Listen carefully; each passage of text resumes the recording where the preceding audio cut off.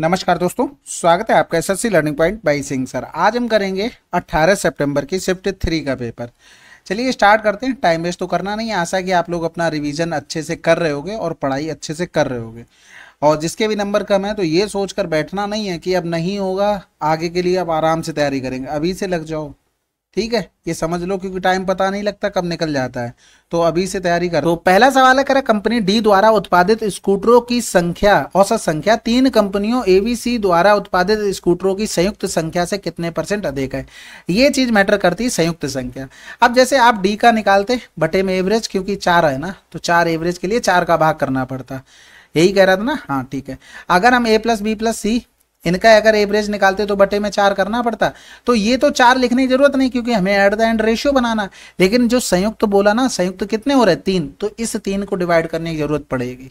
ठीक है, तो बाकी हम पहले सी को जोड़ लेते हैं। तो ये सॉरी डी को, तो ये 0 हो गया। इधर करेंगे 8 2 10 10 9 19 और 6 25 हो गया। यहाँ से लगा दो, 5 2 7 9 7 16 16 और 10, 16 दूनी 32 और 10, 32 और 10 कितना होता है, 42। ठीक है, अब ए बी सी को जोड़ रहे हैं। लास्ट में तो 0 आना ही आना है। फिर करेंगे 8 6 14 14 4 18 18 2 20 4 24 24 8 32 32 और 5 37 37 और 8 45 45 और 9 54 54 और 8 62 हो गया। यहाँ से लगा 6 हो गया।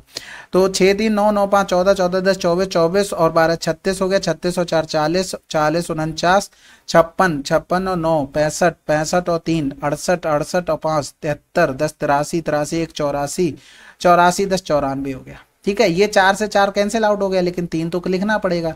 3 त्रिका 9, 3 एकम 3 और 3 चौकू 12। इनका डिफरेंस करेंगे, 0 गया, 5 से 4 गया 1, 2 से 1 गया 1, 4 से 3 गया 1 हो गया।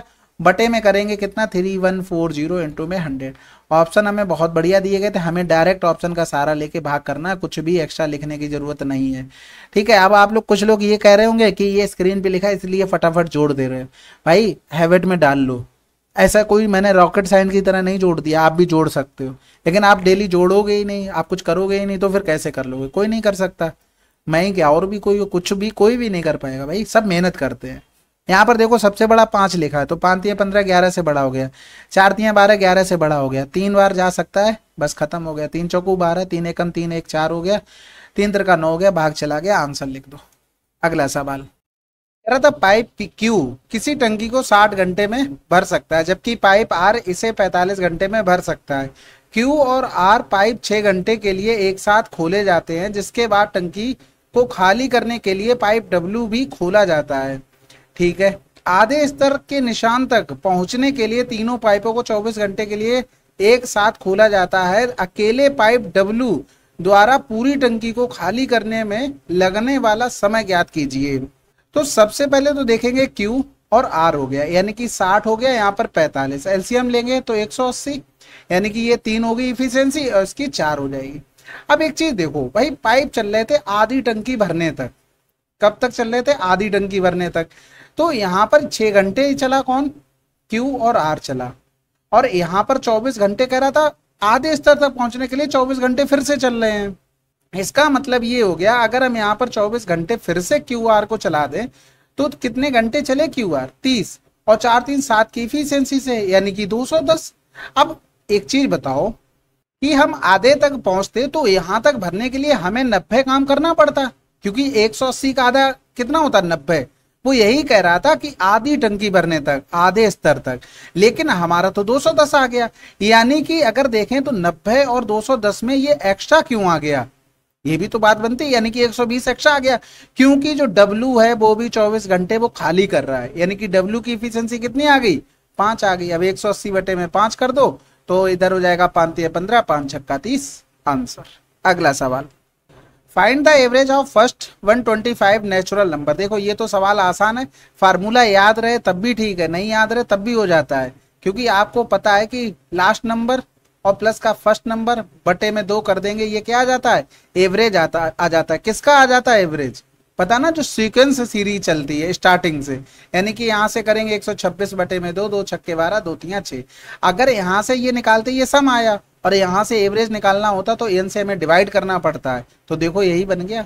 बस ये ध्यान रखना, फर्स्ट होना चाहिए, ऐसा नहीं कि कहीं 20 से स्टार्ट कर दिया तब भी फार्मूला लगा रहे। अगला सवाल करते हैं। यदि किसी वस्तु का विक्रय मूल्य 20% छूट के बाद इतना है तो वस्तु का अंकित मूल्य क्या है? 100 था, 80 हो गया, 8 में किसका गुणा गुणा करें? 2 मिल जाएगा, 8 छंग 48, 8 चौक 32, 8 चौक 32, 8 छंग 48। ये इस तरीके से भी चेक कर लिया करो, विद इन सेकंड में चेक हो जाता है। मैंने क्या किया भाई, 100 रुपए का था अंकित मूल्य, 20 की छूट देंगे 80, 80 बराबर में 1792 हो गया। 8 में किसका गुणा करें? 2 मिल जाए, तो हमने 2 ऑप्शन एलिमिनेट कर लिए कितनी जल्दी। अगर एक ऑप्शन और इधर उधर होता तो हमारा जल्दी हो जाता। इसको चेक करने में कितना टाइम लगेगा, तो ये तो नहीं सोचना है कि इसमें टाइम लगने वाला है। तो इधर करेंगे 8 दूनी 16, 1 बच गया, 8 दूनी 16, 8 चौक 32 हो गया, और हमें 100 बराबर निकालना था, आंसर आ गया 224। आप डायरेक्ट डिवाइड भी कर सकते थे। अगला सवाल। अब ये सवाल देखो फार्मूला बेस्ड था। अब इसमें क्या है कि फार्मूले जनरली 2 साइन ए साइन बी का नहीं पता होता है, समझना। तो आप ऑप्शन से साइन ए प्लस बी के फार्मूले खोल के कर सकते थे, या तो आप ऐसे मान रखो जिनके मान आपको अच्छे से पता हो। जैसे अगर हम यहाँ पर रख ले 30 और 30, इनके तो मान पता है ना हमें। तो साइन 30 का मान क्या होता है? 1/2 इंटू में 1/2। तो ये क्या बन गया हमारे पास? 1/4 आना चाहिए ऑप्शन से हमें देख के। तो यहाँ पर किया, ये 60 बना दिया, यानी कि √3/2, और प्लस में यहाँ से 0 बन जाएगा ये, तो यहाँ से कहीं से आएगा नहीं। इधर किया तो ये 1 बन गया, इधर किया तो ये 1 बन गया, इधर किया तो 30 30 60 हो गया। cos 60 का मान 1/2 होता है, यहाँ से करोगे तो 1/4 आ गया। यहाँ से करेंगे 30 30 60 हो गया, यानी कि cos 60 का मान होता है 1/2। इधर करेंगे तो ये क्या बन गया हमारे पास? 30 से 30 गया 0, यानी कि 1 बन जाएगा। तो जब यहाँ से करेंगे तो माइनस का 1/4 आ जाएगा। इधर करेंगे तो 30 30 60 होता है, फिर से √3/2, इधर 0 बन जाएगा। तो ये हो नहीं सकते। आप आंसर इस तरीके से भी लगा सकते थे। फार्मूले याद हैं तो बेटर है कि आपको कुछ भी टाइम वेस्ट नहीं करना पड़ेगा, डायरेक्ट आंसर आएगा। ठीक है, तो फार्मूले तो आप ट्रिग्नोमेट्री के याद करके ही रखो, इनके बिना काम नहीं चलने वाला है। अगला सवाल। एक निवेशक ने शेयर में इतने का निवेश किया, पहले दिन शेयर 18% बढ़े, दूसरे 15, और फिर तीसरे दिन 3% गिरे। निवेशकों के शेयरों के मूल्य में निवल परसेंटेज वृद्धि या कमी क्या है? इसमें देखो फार्मूला तो आपको पता ही होगा ना, plus minus A plus minus का B plus minus A B upon में 100। आप सक्सेसिव से भी कर सकते हैं, आप इस फार्मूले से भी कर सकते हो। कैलकुलेशन आपकी अच्छी होनी चाहिए, बस इसमें और कुछ नहीं था। इस ये भी गिर गया। इन दोनों में फार्मूला लगाएंगे, डिफरेंस कितना हो गया? 3, और फिर प्लस माइनस माइनस, यही फार्मूला डायरेक्ट लगा रहे हैं। तो 15 गुणे में 18 और बटे में कितना हो गया? 100। 15 अट्ठे 120, 15 कम 15 12 27, 3 में से 2.7 घटा देंगे तो 3 से पूरा 3 गया 0, और 0.3 आ गया, वो भी प्लस का। अब इन दोनों के साथ फार्मूला लगाएंगे, यहाँ पर पूरा लिख देते हैं। माइनस का हो गया 3, और प्लस माइनस माइनस हो गया 3 इंटू में 0.3 अपॉन में 100 हो गया। अब इनका डिफरेंस करते हैं तो 3 बड़ा है, यानी कि माइनस का आएगा, ये तो फैक्ट हो गया। तो 10 से 3 गया तो 7 बच गया, इधर 2 बचा, 2.7 माइनस का। इधर किया 3 त्रिका 9, यानी कि 0.09 आ गया। तो इधर इनको अगर जोड़ेंगे तो 2.79 हो गया, वो भी माइनस पे, यानी कि कमी वाला आंसर होगा। आंसर लगा दो। अगला सवाल। एक समांतर चतुर्भुज MNOP की भुजा MN को Q तक इस प्रकार बढ़ाया गया है कि MN बराबर NQ, PQ ON को बिंदु R पर प्रतिच्छेद करती है। बिंदु R ON को किस अनुपात में विभाजित करेगा? तो सबसे पहले पैरेललोग्राम बनाते हैं भाई। ये बन गया हमारे पास पैरेललोग्राम। ठीक है, ये हो गया O, ये हो गया P। MN को Q तक बढ़ाया गया है, MN को Q तक बढ़ाया गया है। MN बराबर में NQ बोल दिया था, MN बराबर में NQ। ठीक है, PQ ON को प्रतिच्छेद करता है। ठीक है, ये PQ को हमने मिला दिया। ये हो गया हमारे पास ON को R पर प्रतिच्छेद करता है। कह रहा बिंदु R ON को किस अनुपात में डिवाइड करता है? देखो पैरेललोग्राम में ये तो पता है ना, आमने सामने के बजाय पैरेलल होती है, यानी कि ये दो बराबर होती है, तो ये 2 हो गया, ये 2 हो जाएगा, ये तो फैक्ट हो गया। यहाँ पर अगर देखेंगे तो ये आपको पता है कि अगर ये एंगल थीटा है तो ये एंगल थीटा होगा, क्योंकि दोनों लाइनें पैरेलल है, और जेड वाली प्रॉपर्टी तो पड़ी होगी ना। ठीक है, और ये शीर्षाभिमुख कोण है, ये अल्फा अल्फा हो गया, यानी कि ये अगर तीसरा कोण देखे तो ये बीटा और बीटा हो जाएगा, यानी कि ये क्या बन गए? सिमिलर ट्रायंगल बन गए।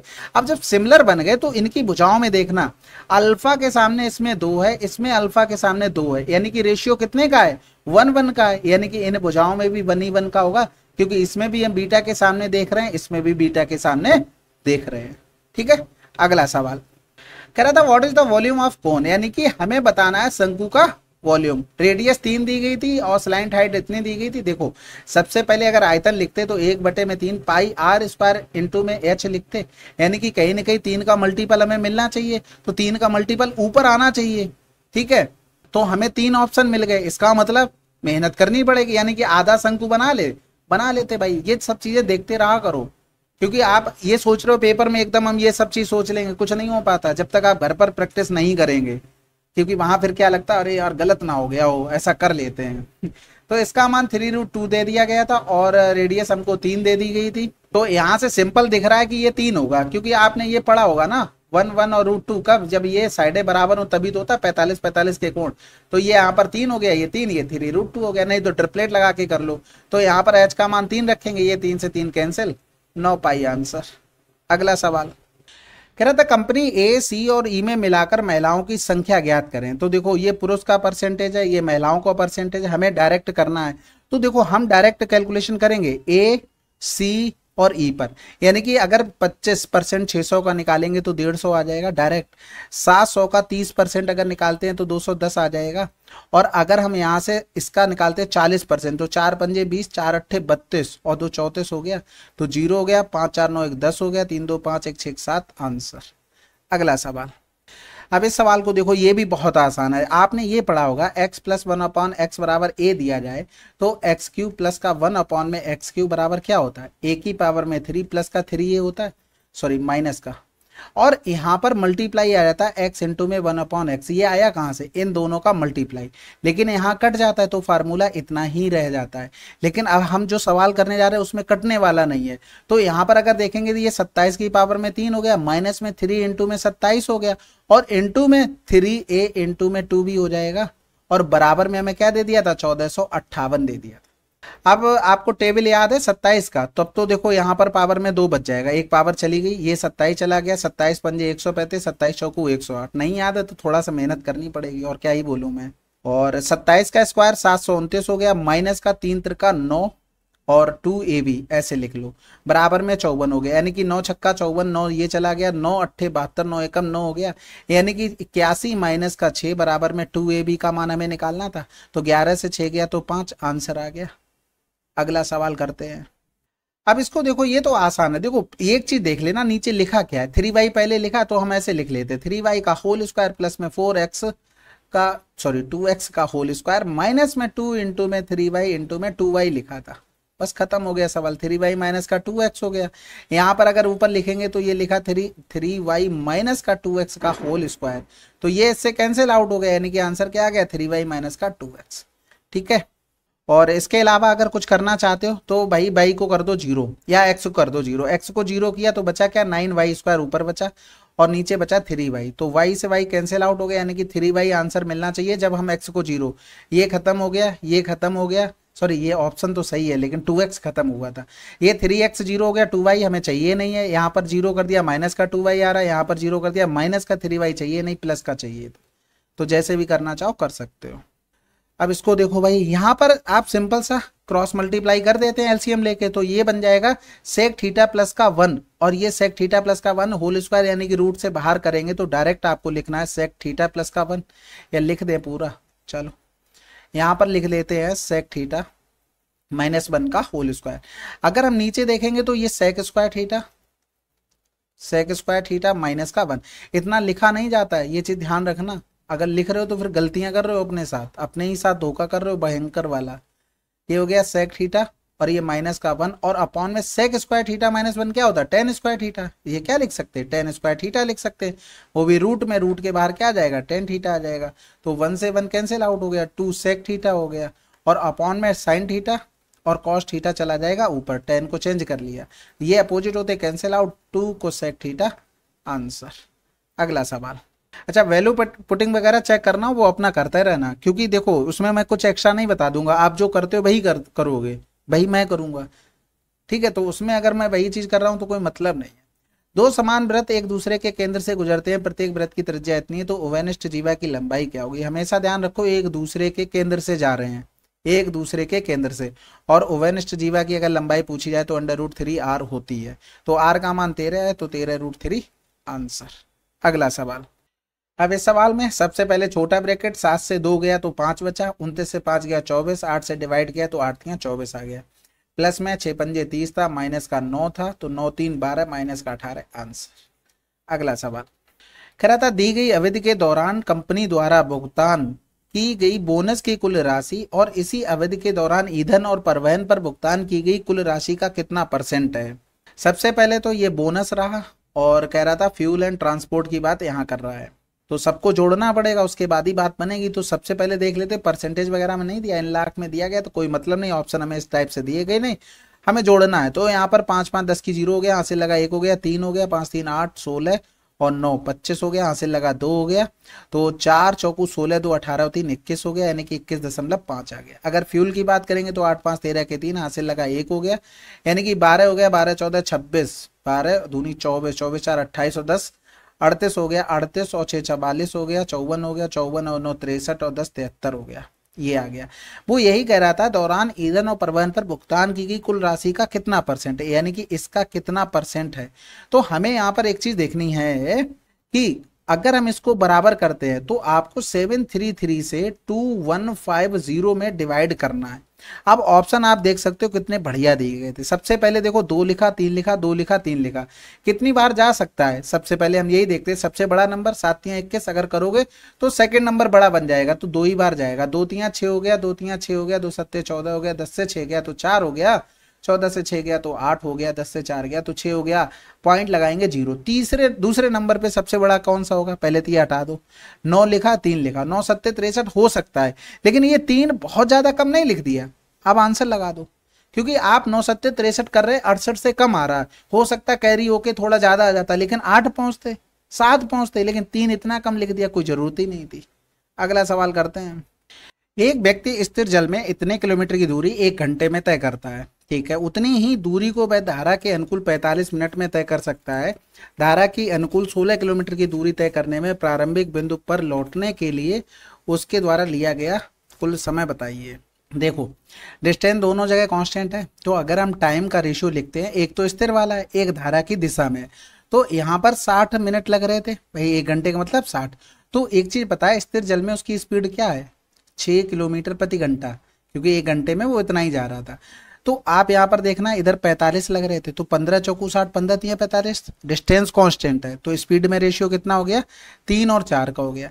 अगर हम यहाँ पर देखेंगे, ये धारा की दिशा में है, यानी कि इसमें व्यक्ति की भी चाल है और धारा की भी है, और यहाँ पर आपको ए पता था, यानी कि ये 3 हो गया, ये 1 हो गया, इसका मतलब 3 बराबर में 6 है, तो 1 बराबर में कितना हो गया, 2 हो गया, यानी कि ये ए का मान आ गया निकल कर, ये बी का आ गया, बस खत्म हो गया।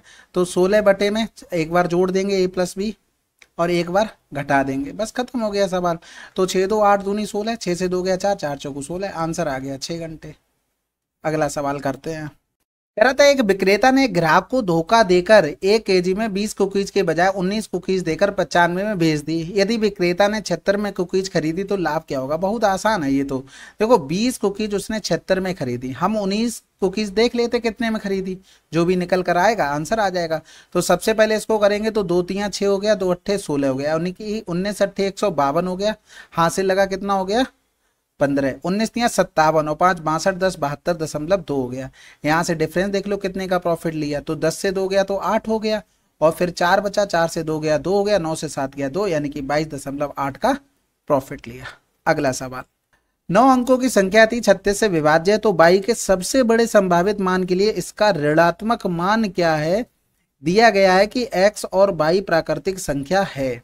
तो सबसे पहले तो 5x 7 9 8 5 6 y 6, तो 36 का मतलब होता है 9 चौक 36, यानी कि लास्ट का नंबर हमसे कटना चाहिए, और बाई का सबसे बड़ा मान 4 की डिविजिबिलिटी।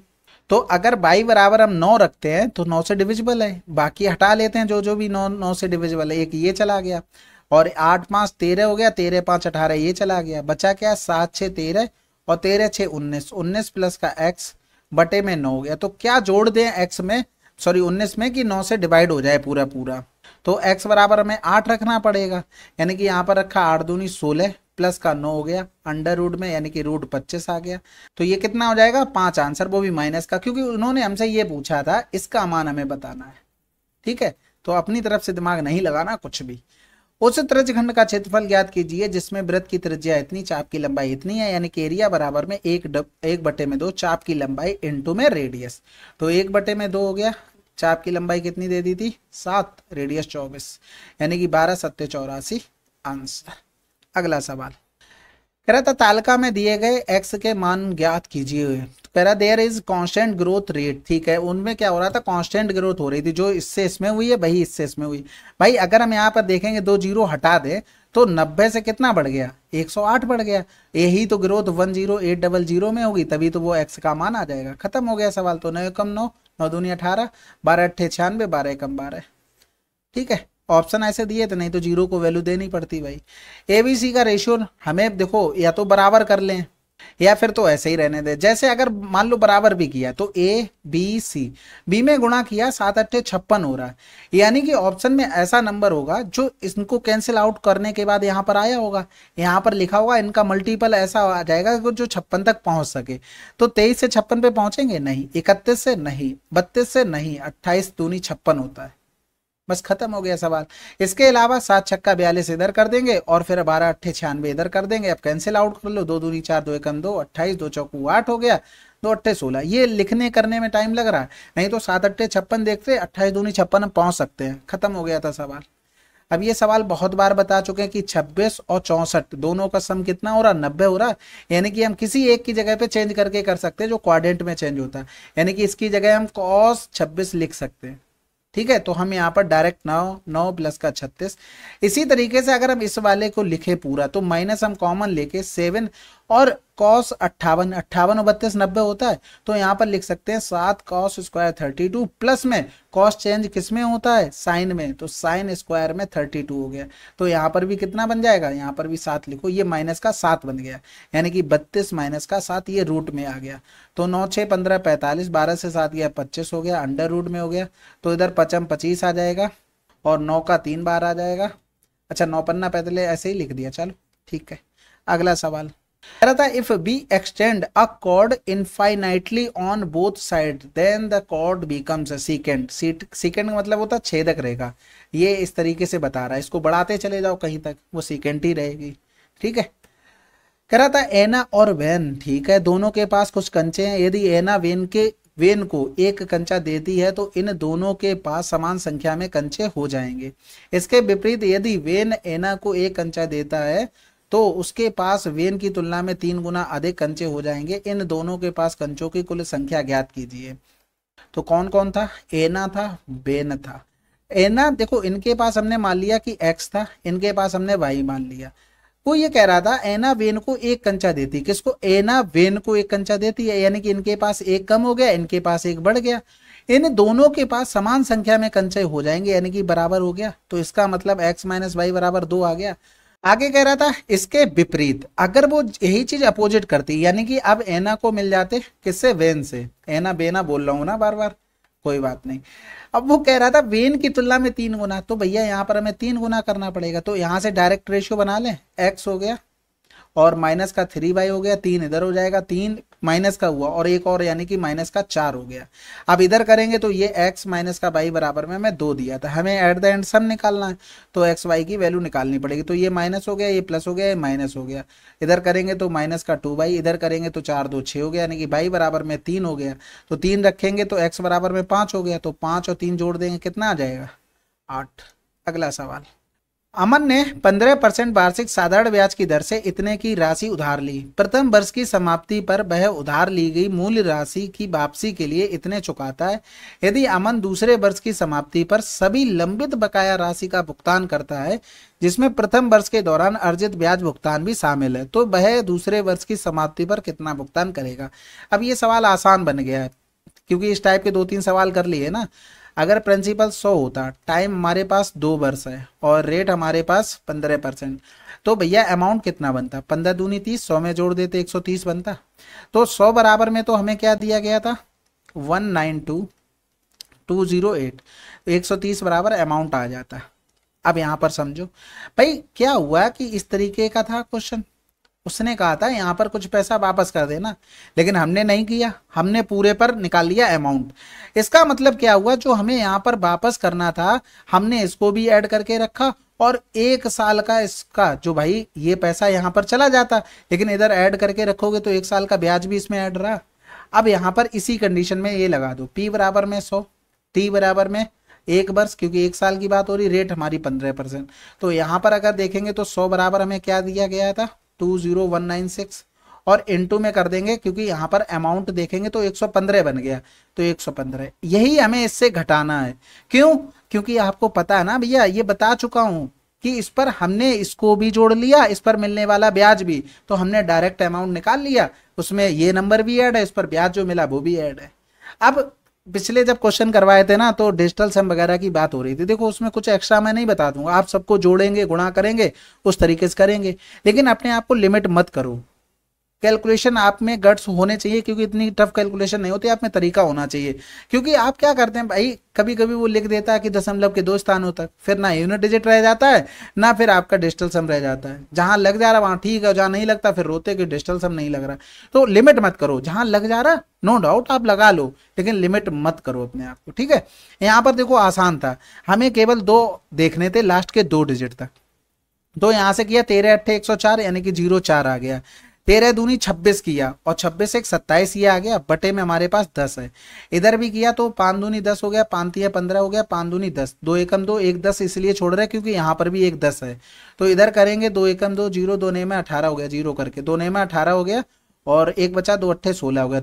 अब इधर कर लेंगे तो 23 अट्ठे 184 हो गया, हाथ से लगा 18 हो गया। 23 ने में 207, 207 में 10 जोड़ दिया, 23 ने में 207, 207 में 217, 217 में 8 जोड़ दिया तो 225 हो गया, ठीक है। यहां से लगा 22 हो गया, 23 एकम 23, मैं क्या कर रहा हूं देखो, मैं नीचे गुणा करने लगा, ये हो गया 222 यानी कि 2 लिख सकते थे, आगे भी 2 लिख सकते थे, इतना ही रहने दो, इतना लिख लिया बटे में 10।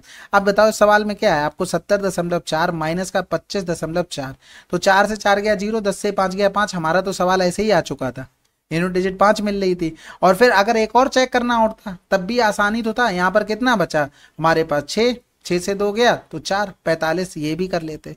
तो अपने आप को लिमिट मत करें और अच्छे से कैलकुलेशन पे कमांड बनाए रखें, ठीक है।